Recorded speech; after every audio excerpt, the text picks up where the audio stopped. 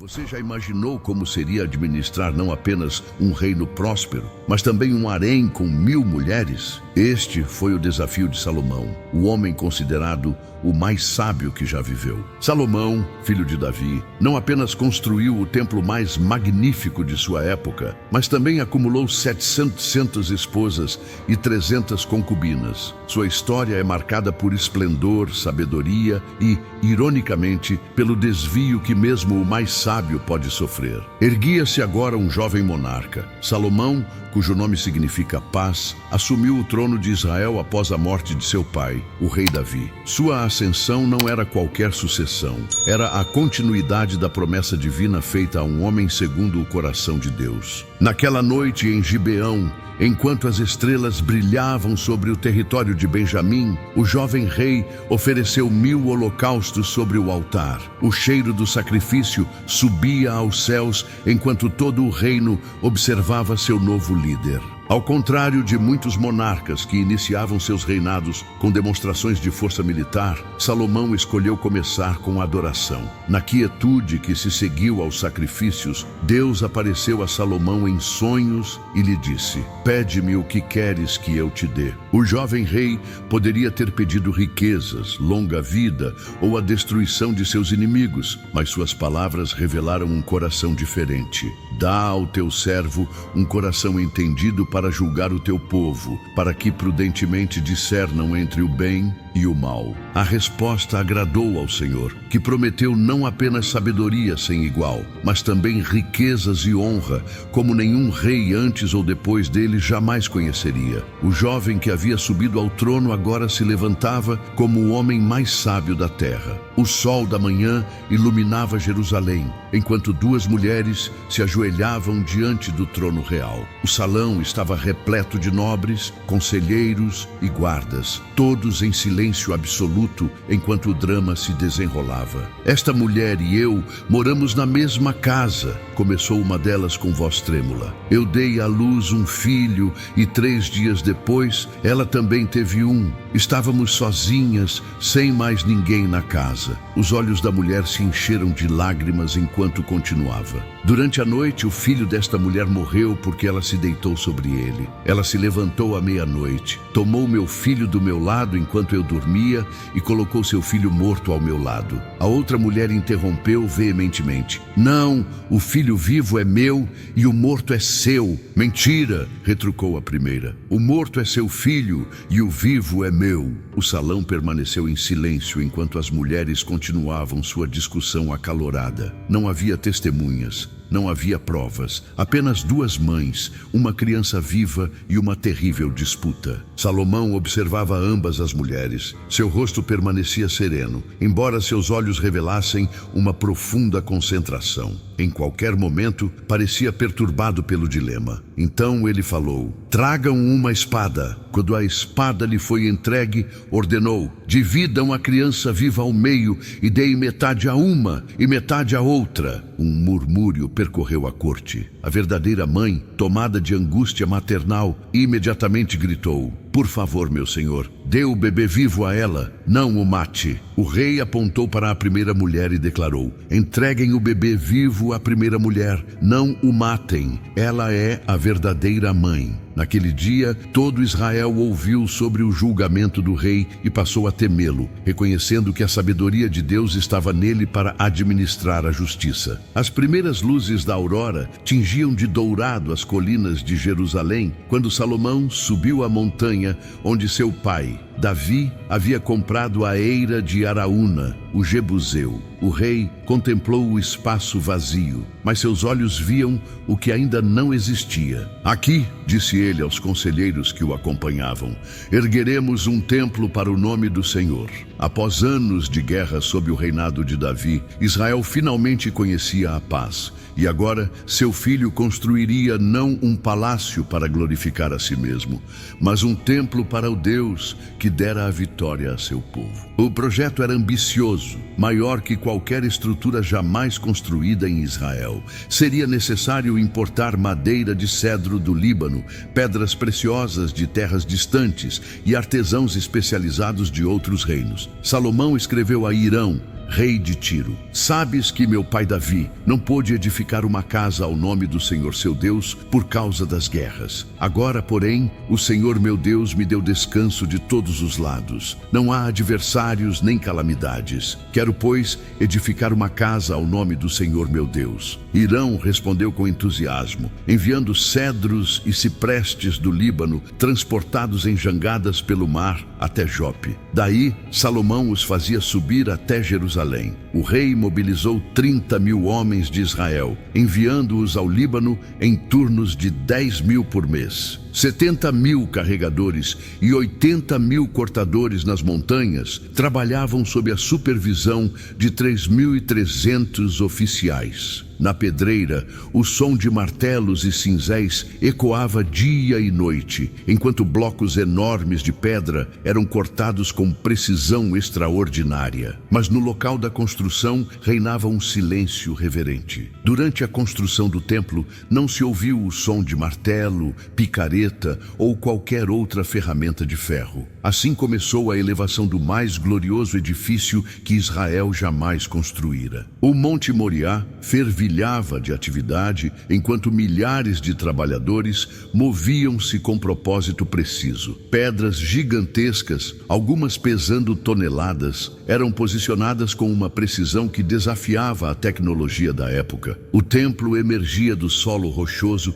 como um testemunho da grandeza de Deus e da devoção de Salomão. O projeto seguia exatamente as especificações divinas. O edifício principal media 60 côvados de comprimento, 20 de largura e 30 de altura. O pórtico à frente do templo tinha 20 côvados de largura e 10 de profundidade. Janelas estreitas permitiam que a luz entrasse, enquanto o interior era dividido em 3 seções: o pórtico, o lugar santo e o santo dos santos. No lugar santo, Salomão ordenou a construção de 2 querubins enormes esculpidos em madeira de oliveira e cobertos com ouro puro. Cada um media 10 côvados de altura, com asas que se estendiam por 5 côvados. Ficam lado a lado, com as asas internas se tocando no centro do santuário e as externas tocando as paredes, cobrindo toda a largura do Santo dos Santos. As asas dos querubins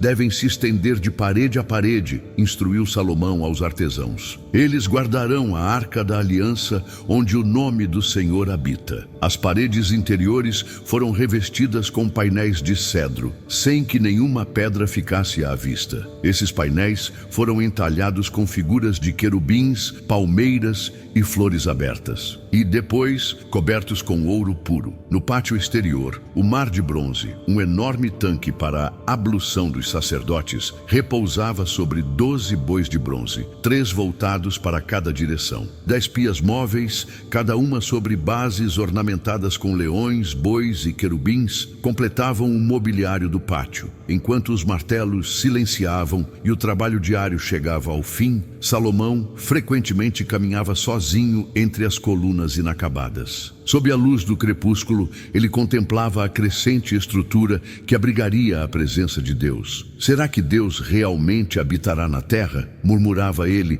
repetindo a pergunta que ecoava em seu coração. Os céus, mesmo os mais altos céus, não podem conter-te, quanto menos este templo que estou construindo. Mesmo com toda a sua sabedoria, o rei sabia que nenhuma estrutura feita por mãos humanas poderia conter a glória do infinito. No entanto, seguia em frente, determinado a criar um lugar onde o povo de Deus pudesse encontrar sua presença. Anos após o primeiro bloco de pedra ser assentado, o templo finalmente estava completo. Da fundação ao último ornamento, cada detalhe havia sido executado conforme as instruções divinas. Era hora de trazer a Arca da Aliança para sua nova morada. A cidade de Jerusalém transbordava com israelitas que haviam acorrido de todas as tribos. O povo veio para testemunhar este momento histórico. O próprio Salomão, vestido com seus trajes reais mais esplêndidos, liderava a procissão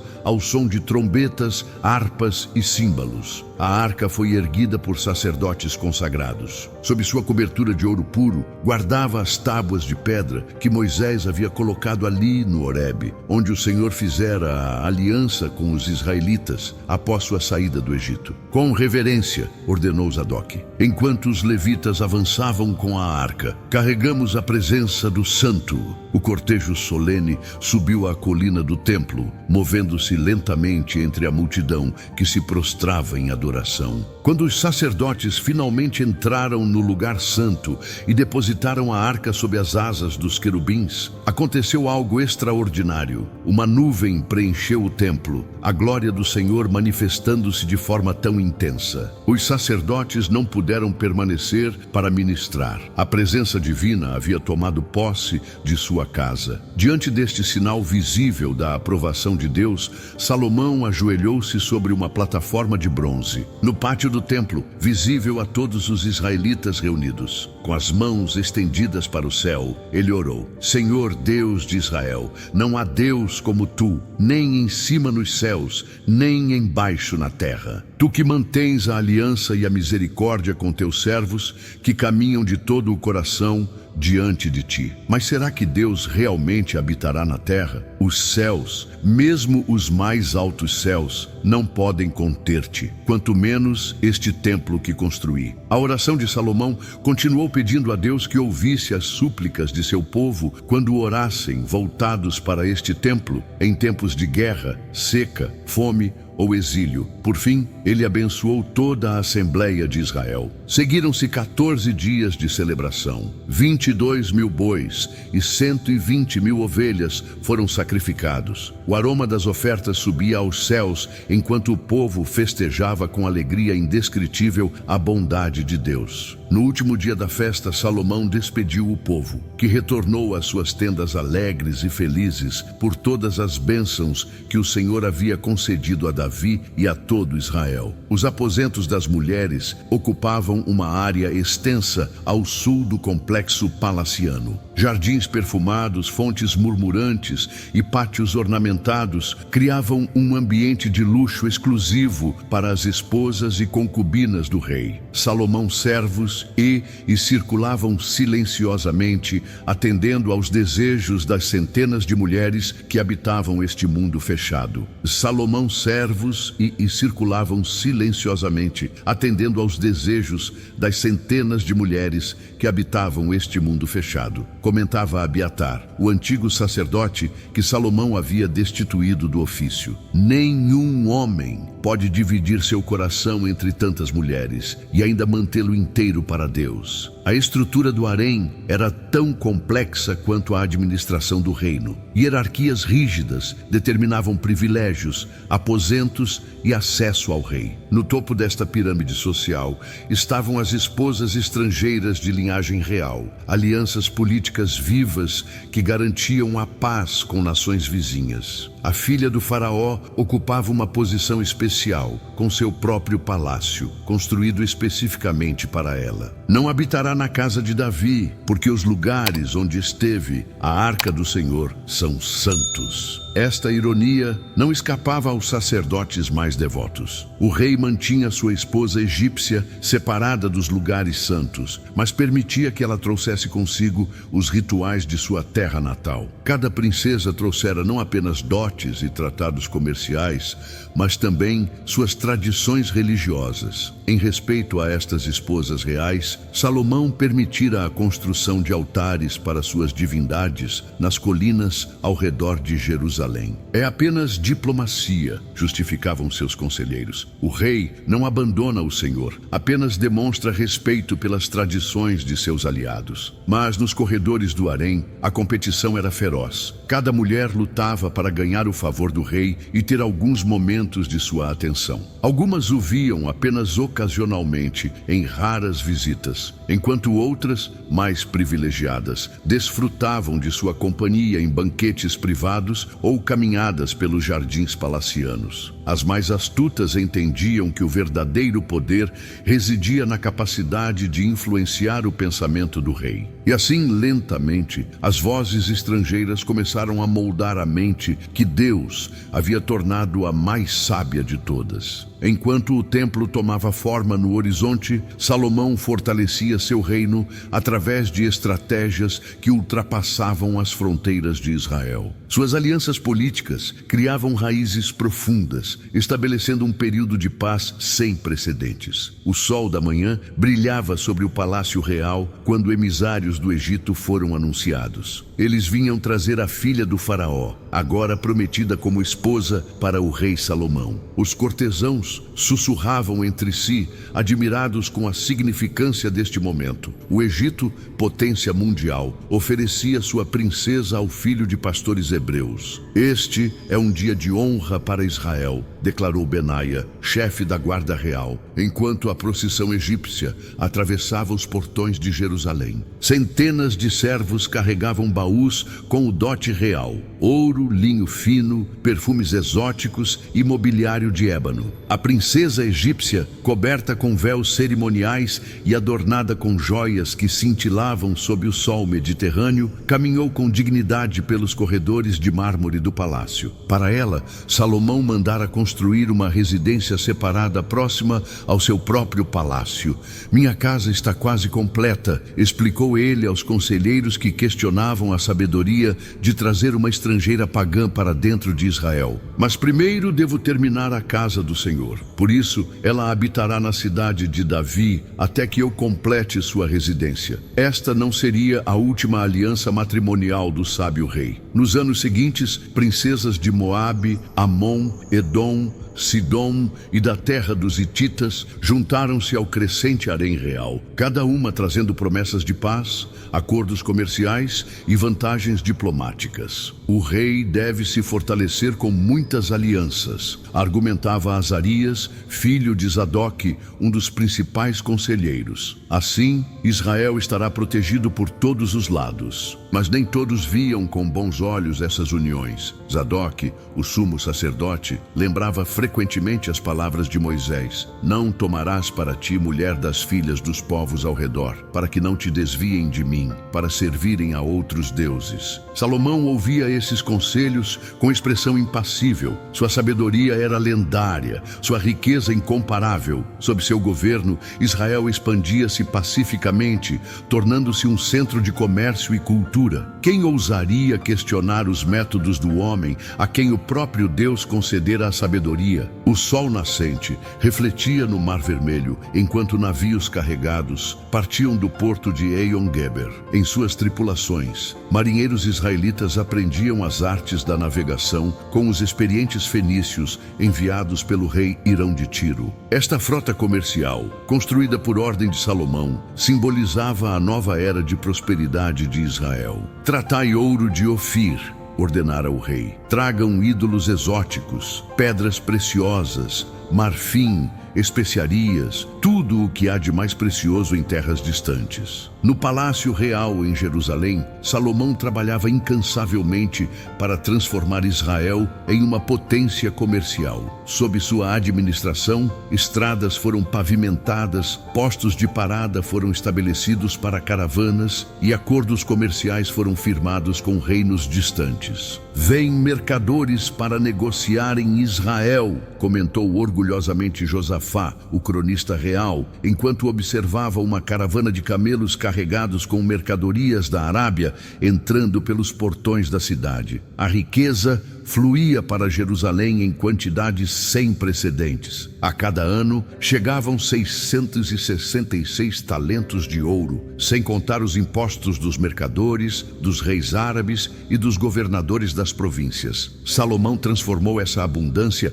em esplendor visível: escudos de ouro maciço para sua guarda pessoal, um trono magnífico de marfim revestido de ouro, e taças e utensílios de metal precioso para seu palácio. Na casa do rei não havia nada feito de prata, relatavam os visitantes impressionados, pois nos dias de Salomão a prata era considerada de pouco valor. Os produtos de seus projetos comerciais alimentavam o luxo da corte. Cavalos eram importados do Egito e da Cilícia, e carruagens vinham do Egito por 600 ciclos de prata cada uma, e cavalos por 150. Salomão, por sua vez, revendia aos reis hititas e sírios com grande lucro. Toda essa prosperidade gerava admiração, mas também preocupação entre os anciãos que lembravam os mandamentos de Moisés. O rei não deverá possuir muitos cavalos, não deverá tomar para si muitas mulheres, nem acumular grande quantidade de prata e ouro. A notícia correu pelos corredores do palácio como fogo em palha seca. Uma rainha estrangeira havia chegado com uma caravana tão extensa que sua entrada em Jerusalém durou horas. Não era uma princesa em busca de aliança matrimonial, mas uma monarca em sua própria autoridade, a misteriosa rainha de Sabá. Ela veio testar a sabedoria de nosso rei com enigmas. Explicavam os cortesãos enquanto observavam a imponente comitiva que se aproximava do palácio. Camelos carregados de especiarias, ouro em abundância e pedras preciosas formavam uma procissão que maravilhou até mesmo os cidadãos de Jerusalém, já acostumados com o luxo da corte de Salomão. Ao entrar no salão do trono, a rainha manteve-se digna e composta. Seus olhos perspicazes analisavam cada detalhe da corte israelita, a organização dos ministros, o vestuário dos servos e a disposição dos utensílios nas mesas. Nada escapava à sua observação atenta. Ouvi falar de tua sabedoria e prosperidade em minha terra distante, disse a Salomão após as formalidades iniciais. Mas confesso que não acreditei nas histórias até vir verificar com meus próprios olhos. Durante dias, a rainha testou Salomão com perguntas difíceis e enigmas complexos. Nada ficou sem resposta. A mente brilhante do rei israelita desvendava cada desafio intelectual com facilidade desconcertante. Ela foi conduzida pelo palácio, observando a administração eficiente, os banquetes, as vestes dos oficiais e as escadarias que levavam ao templo do Senhor. Quanto mais via, mais maravilhada ficava. Nem a metade me foi contada, exclamou finalmente a rainha. Tua sabedoria e prosperidade excedem em muitos rumores que ouvi. Felizes são teus homens. Felizes são teus oficiais que estão continuamente diante de ti, ouvindo tua sabedoria. Antes de partir, ela presenteou Salomão com 120 talentos de ouro, grande quantidade de especiarias e pedras preciosas. Nunca mais chegou a Israel tamanha abundância de especiarias como as que a rainha de Sabá deu ao rei Salomão, registraram posteriormente os cronistas. Salomão, por sua vez, deu à rainha tudo o que ela desejasse, tudo o que pediu, além do que ele já lhe havia dado de sua real generosidade. O céu sobre Jerusalém mudou enquanto Salomão subia lentamente a colina oriental. Seus passos eram pesados, muito diferentes da energia que o impulsionara durante a construção do templo décadas antes. A idade avançada curvava seus ombros, mas eram os compromissos espirituais divididos que mais pesavam em sua alma. De onde estava, podia ver a fumaça que subia de diversos altares nas colinas ao redor da cidade santa, altares que ele mesmo havia permitido construir para agradar suas esposas estrangeiras. Para Astarote, deusa dos Sidônios, para Quemos, abominação dos Moabitas, para Moloque, divindade dos Amonitas. Como chegamos a este ponto? Pensei Avadur para si mesmo, enquanto contemplava a cidade que seu pai lhe havia entregue. Eu, que construí um templo para o nome do Senhor, agora tolero ídolos em sua terra. O processo havia sido gradual, quase imperceptível. Primeiro, pequenas concessões às tradições religiosas de suas esposas estrangeiras, meros gestos diplomáticos, argumentavam seus conselheiros. Depois, santuários privados dentro dos aposentos das princesas. Por fim, altares públicos nas colinas ao redor de Jerusalém. Sua mente, outrora a mais brilhante de todas, agora estava dividida entre lealdades conflitantes. O homem que havia escrito "O temor do Senhor é o princípio da sabedoria", agora sentia a fragmentação de sua própria devoção. Nate, filho do profeta que havia servido seu pai Davi, aproximou-se silenciosamente. Meu senhor, uma mensagem do Deus de Israel. Salomão voltou-se lentamente. Algo em seu olhar revelava que já sabia o conteúdo da mensagem. Assim diz o Senhor, começou Nate, sua voz firme, apesar da gravidade das palavras. Porquanto tens feito isto e não guardaste a minha aliança e os meus estatutos que te ordenei, certamente rasgarei de ti este reino e o darei a teu servo. Todavia, nos teus dias não o farei por amor a Davi, teu pai. Da mão de teu filho o rasgarei. Um silêncio pesado seguiu-se às palavras do profeta. Salomão olhou para o horizonte, onde o templo que construíra refletia os últimos raios do sol poente. Sua vida havia sido um paradoxo, o mais sábio dos homens, cometendo a maior das tolices. O construtor do templo de Deus, permitindo a proliferação de altares pagãos. A sabedoria sem obediência